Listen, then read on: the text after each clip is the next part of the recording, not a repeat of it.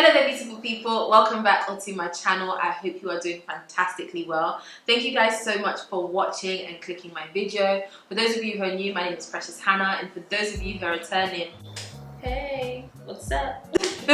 So guys, as you can tell from the title of today's video, I'm going to be talking about things that I regret or the mistakes I made moving to Ghana, and I'm talking about this so you don't make the same mistakes I do. So let's get straight into it.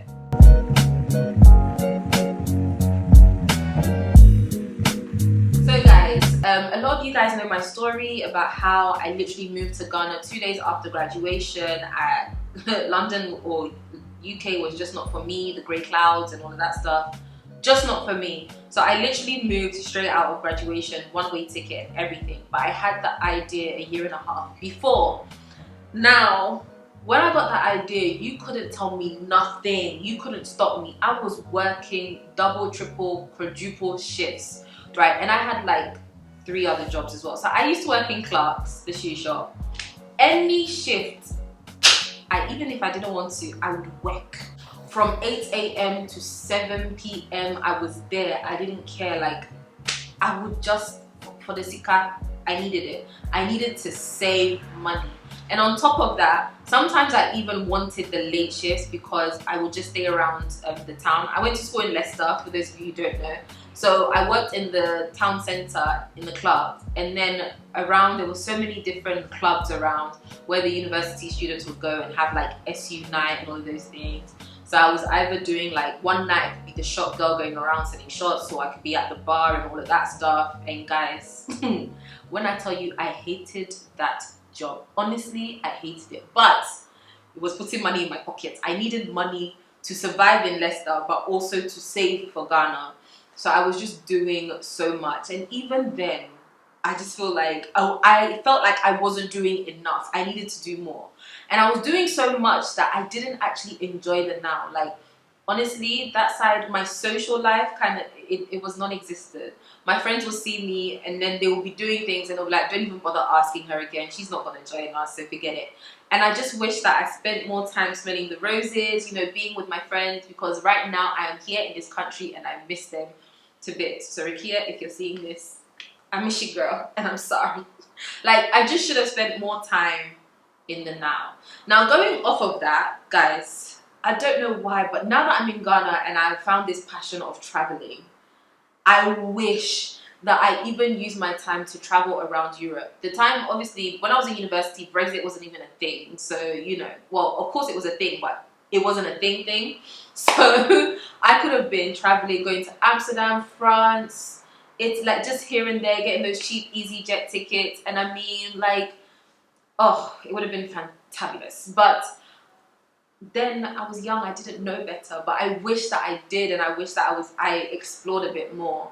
Because even now that I want to travel in Ghana, traveling between African countries will cost you your arm, legs and liver, and it's just long and annoying. So yeah, I wish I got to travel more, you know, spend time with family and just live in the now. Oh guys, one thing that I really wish I did and I regret now is that when I was at home with my parents, I wish, with just the 2 of them and the 1 of me, that I spoke Fante more at home. Even if they laughed, I wish I pushed myself and encouraged myself to just try. I'm in London, like, even if I brothelize the Fante, who cares? You hear the English accents around, like, you can't blame me. Now I'm in Ghana and it's just like, who's this a Bruni? And I hate that word so much, but, you know, like, I'm too shy, everyone around me, this accent is thick. So even if I say the littlest thing, everyone's head just turns like, Bruni, a Bruni, and it's just like, oh, what? I'm a Ghanaian just like you now. Why are you doing this to me? And it's like, it's really frustrating because I'm here and nobody really wants to help me learn the language. Everyone just laughs at me. And you know, yeah, they just want to use me to improve their English, and it's very frustrating. So personally, I wish that knowing that I was coming, even being younger, I wish I was speaking Fante and Chi and Ga, because I had people, my aunties and uncles around me that were speaking all these languages. Eavesdropper, I was the queen. eavesdropping in adult conversation when they're speaking in Fante and Tree. I was eavesdropping. I was hearing everything they were saying. Speaking, what happened? What happened? And right now, as an adult, it's very frustrating because somebody will say something to me. I understand, and it's like my brain is doing like a broken clock, trying to twist and trying to figure out how to reply. And I really hate it because I really wish I could speak, like honestly. And I always tell my mother, why would you do this to me? My bride price would have been so high. Imagine me slurring with my fancy and then speaking the English on YouTube. Charlie, it would have been sweet though. But here we are, guys. Here we are.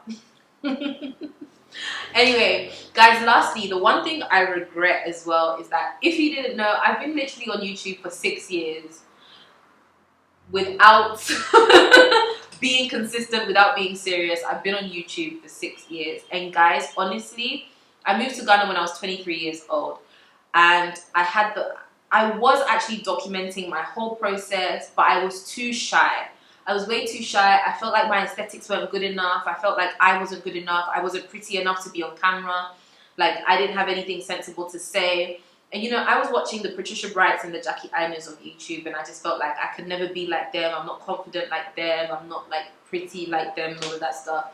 So I always felt kind of discouraged, and I would make videos, I would make content, and then I would never post it. And right now, I look back on it, and I wish that I encouraged myself more and I was more confident in myself just to post it, because that journey, honestly, one of the best times of my life, moving to Ghana, the things that I've experienced, the things that I learned at school when I was doing dance studies, the things that I learned at the University of Ghana when I was doing dance ethnography, my whole university experience in Ghana, all of these things should have been documented, but I was too busy being shy and ashamed that I didn't document them as well as I should have. And believe me, when I tell you I regret, I feel like that's one of my biggest regrets ever. To the point where now I'm like, we're not making that same mistake again. I'm going to make sure that I document properly, and I vlog, and I make videos, and I, you know, share this experience, this amazing experience, because I know that not everybody's Ghana experience has been good. And, you know, I'm not living in a fairy tale world. It's not perfect, but I have chosen my battles here, and I love that I get to share it with you guys. But I just wish that I had literally shared it from the beginning, because believe me, you guys would have enjoyed my university experience, especially University of Ghana dance, when I was learning all the traditional dances, when they were laughing at me, you know, because I was trying to do the traditional dances. And then I was doing the Afro pop dances, because my thesis, again, I think I've mentioned this, I was writing about Afro beats when I met Fuso DG, when I got to interview all these amazing people. I was there doing, I'm too shy, I don't feel good enough, like, you know, imposter syndrome at its worst. So guys, those are the things that I honestly regret, the mistakes I made before moving to Ghana, and even like in my first year and all of that. Let me know in the comments down below. If you have any questions, feel free to ask, but let me know in the comments down below, what's something that you are making sure you do so you don't repeat the same things that the same mistakes I made? What are some of the things that you're gonna make sure you are consciously doing so that you can make your move or your visit more enjoyable and more rewarding for you? Thank you guys so much for watching, and I will see you in my next one. Bye guys. Mwah.